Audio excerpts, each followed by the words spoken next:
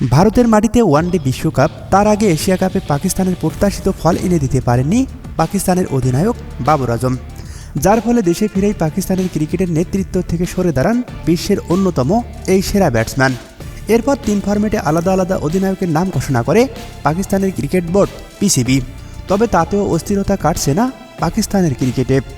আবারও পাকিস্তানের অধিনায়কের দায়িত্বে ফিরছেন বাবর আজম, এমন খবর প্রকাশ করেছে পাকিস্তানের বেশ কিছু গণমাধ্যম।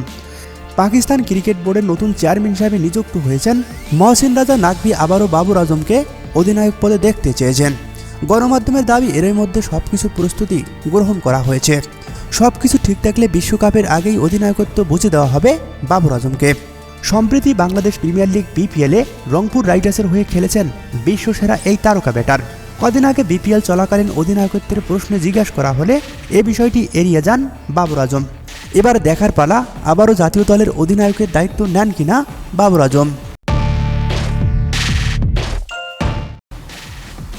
এদিকে পাকিস্তান জাতীয় দলে আবারও ফিরছেন মোহাম্মদ আমির। মোহাম্মদ আমির আর পাকিস্তান জাতীয় দলের লুকোচুরি চলছে দীর্ঘদিন ধরে। ক্রিকেট বোর্ডের সঙ্গে দ্বন্দ্বের জেরে এই তারকা পেসার অনাকাঙ্ক্ষিত অবসরের ঘোষণা দেন। এরপর বেশ কয়েকবার জাতীয় দলে ফেরার গুঞ্জন উঠলেও সেসব আর আলোর মুখ দেখেনি। এবার আবুধাবি টি-10 লিগে আমির ও শাহিন শাহ আফ্রিদি একই সঙ্গে খেলার সুবাদে আবারও সেই আলোচনা চলছে।